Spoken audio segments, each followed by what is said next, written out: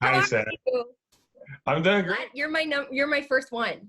Oh, okay. Well, Yeah, this is so pretty easy. We know each other so well. It's not a big factor to get over here. exactly, yeah. Super casual and super, yeah. But first, before we get started, because I haven't seen this room and you got a bunch of stuff in here that looks. Oh, yeah.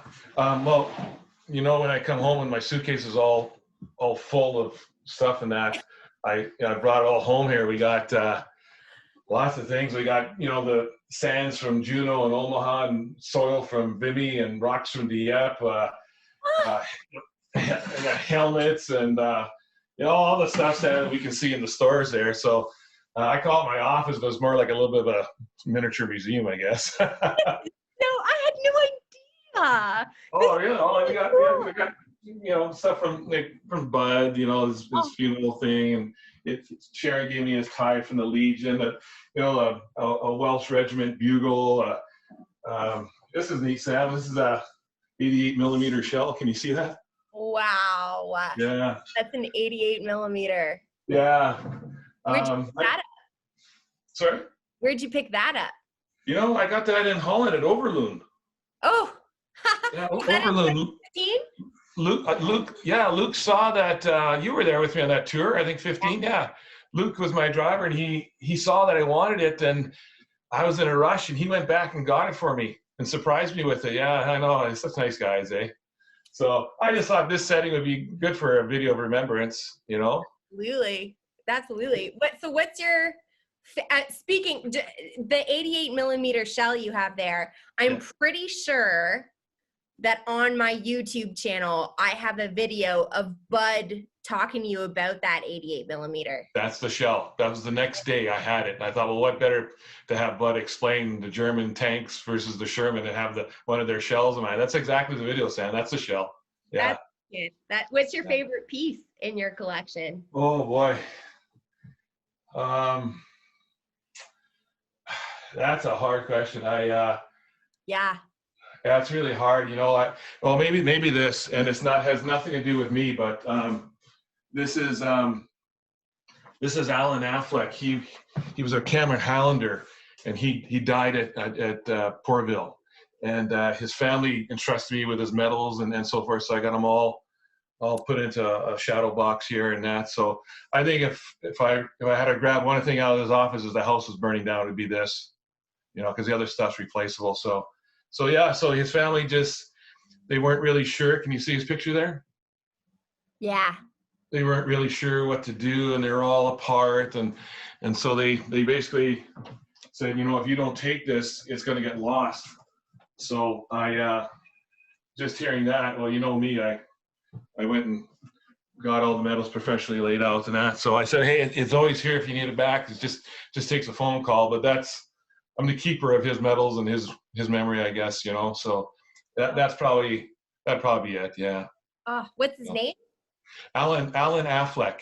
Alan Affleck of the Yeah, and actually he's related to the actor Ben Affleck. He's related to him. Yeah. Like a great uncle, I believe he was. Yeah. Kidding. And yeah. Medals. Yeah, and he's buried at the Dieppe cemetery we go to there. So. Okay. Yeah. So he landed at Portville. He was green. Yeah, they said witnesses said he was shot by a sniper while trying to evacuate off the beach there. Mm-hmm. So some friends saw him get hit, and his parents didn't find out anything about him, whether he was alive, dead, prisoner, anything, till July the following year. Almost a year later, the Berlin Red Cross contacted the family and said that they've identified him and his grave and where he is now. So his mother and dad waited a year to know what was going on. Even the Canadian military wasn't sure. So it was. And it was Berlin's Red Cross. Yeah, I can't imagine the pain and the heartache they were going through every day. Going, okay, are we going to get that call? Is he alive? We've got no telegrams, nothing. Oh, for a year. Oh. Yeah. Then the next thing they got was in December from the Canadian military was a Christmas card.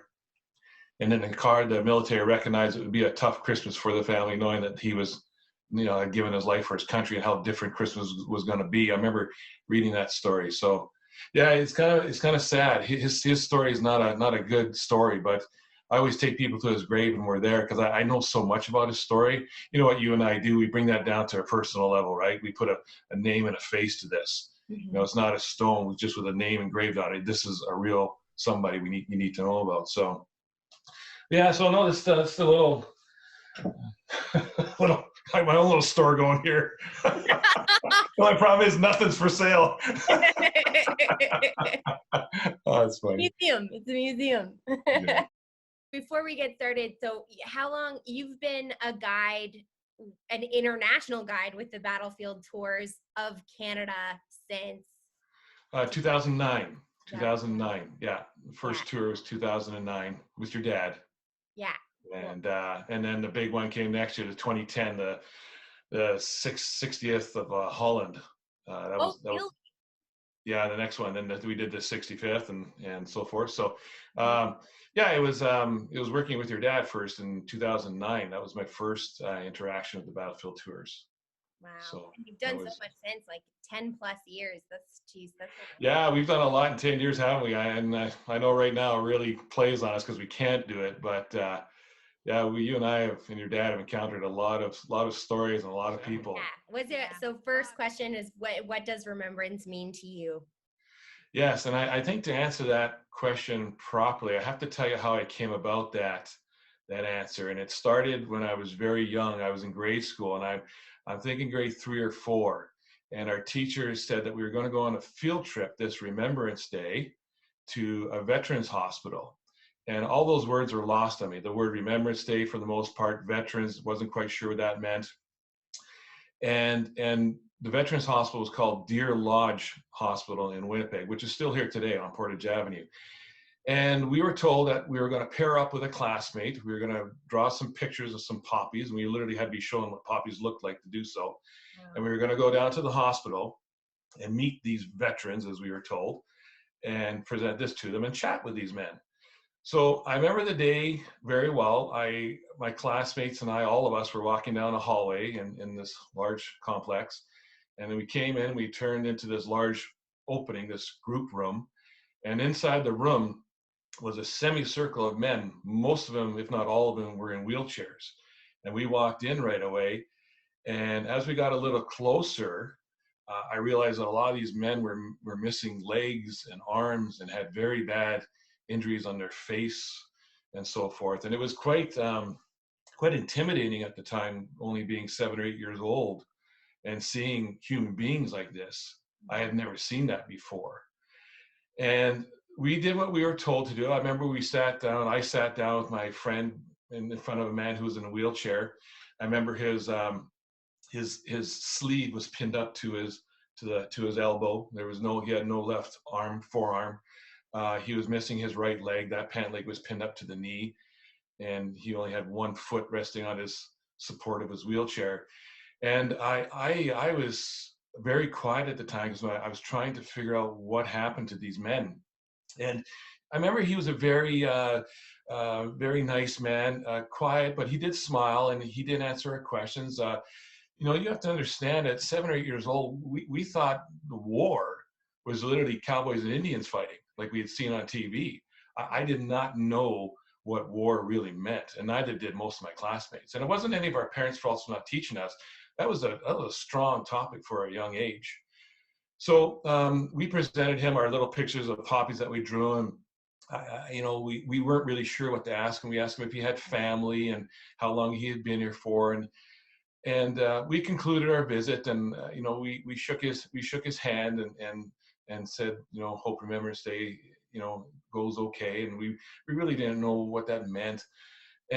But I left that day, and I remember walking down the hallway the way we had come, and I said to myself, I need to find out more about this war and these veterans. And I wanted to know, like, now, like a kid that could not wait for something. I need to know now. So I went to my school's library the very next day when we had our library time. I remember walking up to the librarian and saying, do you have books on the war? And she's, oh, you mean military history? I said, sure. And she walked me over to that section. And in that section was all these names I've now come to know him. And the first book I took off the shelf was a book called Dieppe, Echoes of Disaster, written by William Whitehead, and it's a book I've recently attained. And I signed that book out and took it home, and I started going through this book. And I remember it being quite a graphic book. I probably shouldn't have been reading it at 8 years old, seeing the pictures of the wreckage on the beaches of Dieppe and so forth. But what happened there is it started. I wanted to know more about this subject. I wanted to know as much as I could. So I constantly kept, reading and reading until I understood and what this war and what these veterans have meant. And that translated to me about what it means today. And it sounds cliche, but it means my freedom. And I realized these men, they did all this so we could have our todays and our tomorrows and our lives like we want to live them, our freedom. And then I thought, well, what do we do in return for these men and women? And it was, and then, to find out that all we had to do was at 11 o'clock on November 11th, stand and be quiet and observe for 2 minutes. I thought, well, how little more can you ask? Like, really, that's all they want is 2 minutes. So when I think about Remembrance Day, I think about freedom, and it's the freedom to do as we please, to speak, to vote, our religion, our language, all the things we want to do, our travel. It's all based on what these men and women did, especially during the First and Second World War, and continue to do today, so we can have our freedom. And that's what it means to me in a nutshell, freedom. Gosh. Didn't think that first question would be so. What a powerful answer. What a powerful answer. That's how it started, and I'll never forget that day.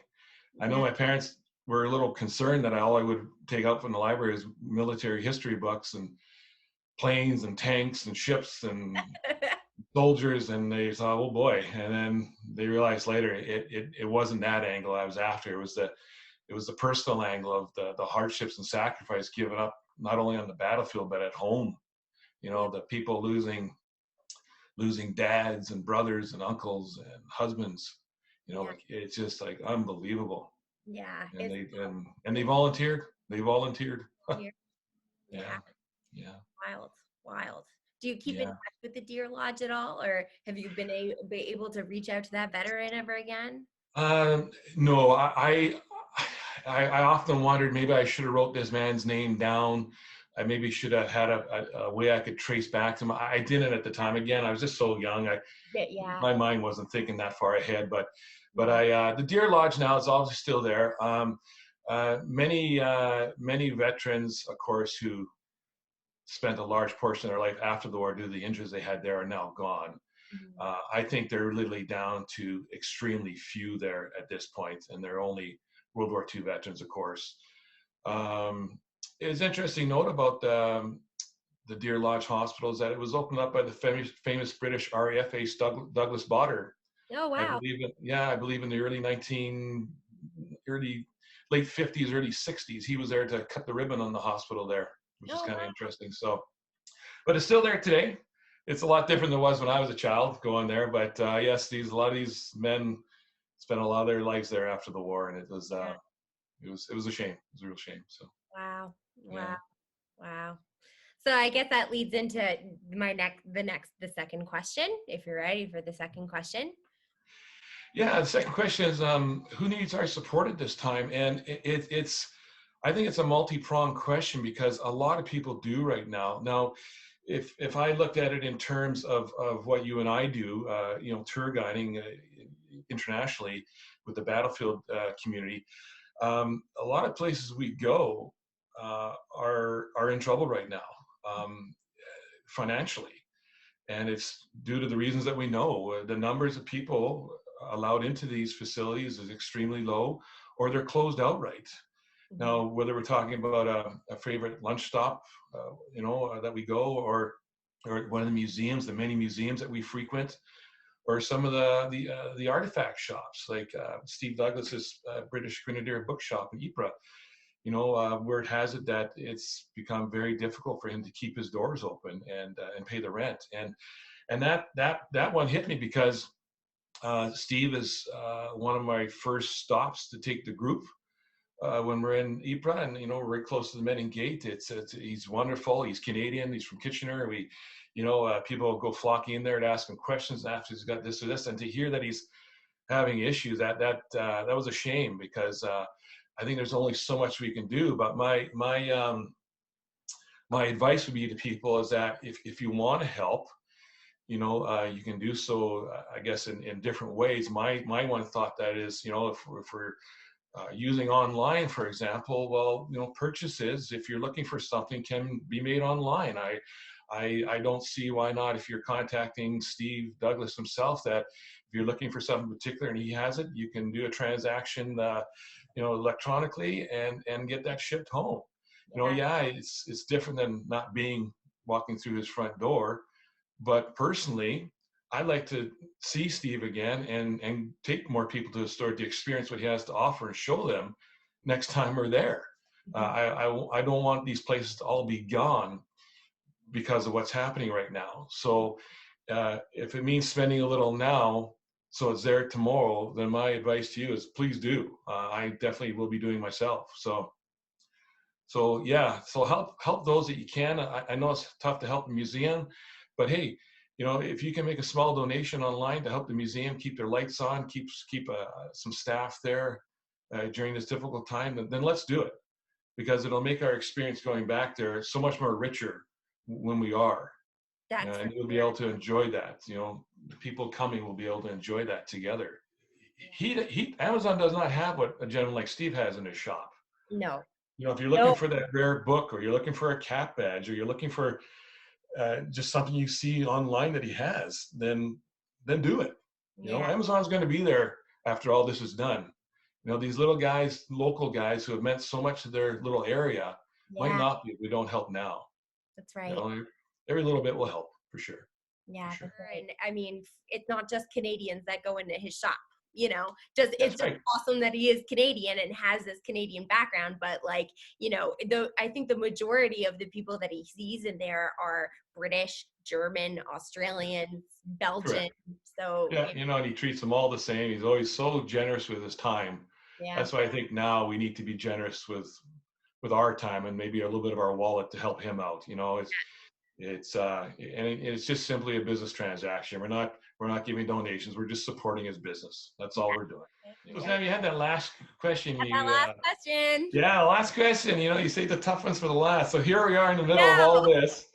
And the question is, what will I be doing this Remembrance Day? Well, maybe I'll tell you normally what a normal Remembrance Day looks like for me. Okay. And then I'll get to your answer quickly. Okay. I think about Remembrance Day and veterans throughout the year. I think I'm like you, Sam, and a lot of other passionate people involved in this subject. This isn't something that just comes to me a few days before Remembrance Day. I carry with me the thoughts of what I've seen and heard and experienced Remembrance Day wise with me throughout the year. So it's very common for Glenn to be thinking about this subject in May or June or September. It doesn't matter. It's just part of who I am. And so normally on a Remembrance Day, post-pandemic, I would say I'd be at the Manitoba Legislative Grounds, where they have I believe that Princess Patricia's with the Fork Area Horse putting on a ceremony and having the gun salute and so forth, and observing the 2-minute silence. It's well attended. Quite often you're standing shoulder to shoulder in a little bit of snow possibly, but Katerina and I went last year, so she could experience too. And it's a nice ceremony, and I believe I personally like going there. There's other large ones together at the Convention Center. There's smaller ones on Valor Road where they honor the 3 BC recipients on Valor Road.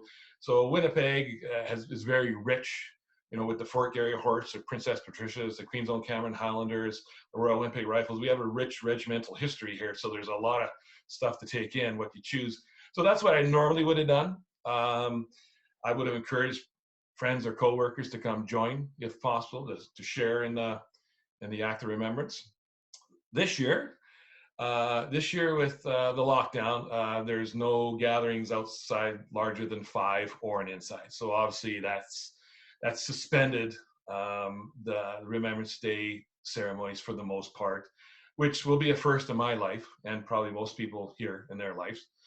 I've never been blockaded, if you will, from attending a ceremony. So we're going to observe the 2-minute silence where we'll be, probably at home. Possibly, if we're out for a walk, we'll take note of the time, of course, and give it our 2 minutes. But again, for myself, it's the 2 minutes. Obviously, yes, the most important moment of the year to remember, remembrance wise. But I'm doing it all year long, and so yeah, I don't feel like I've been taken away from something I can't do.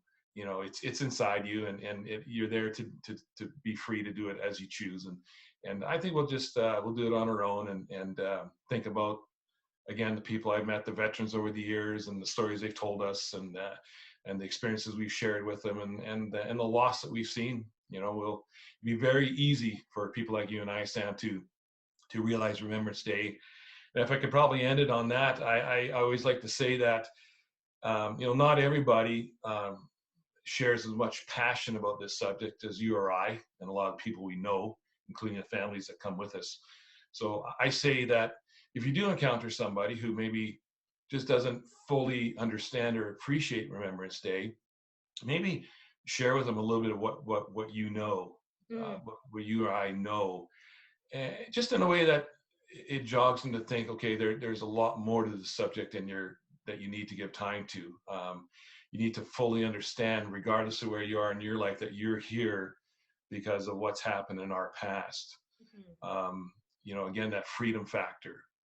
So I encourage people that if there is that someone in the family or a friend or a coworker who really doesn't maybe look at Remembrance Day for anything other than a statutory holiday, for example, that no, that's not what we're after here. You need to concentrate more on what's happened to fully appreciate Remembrance Day. Absolutely. So that would be my such poignant advice. Well, I think I've never served. I've never had to serve. I was born in a time where peace reigned, and pretty much has since in my 50 years. And I feel that it's partially my duty, especially with what I do with the battlefield community, to spread the message. That's my job, to spread the message of remembrance. And when we're out there doing what we do, it's exactly for that. It's for remembering. Good answer. But yeah. So. Yeah, really great answers. Thank you so much. That was awesome.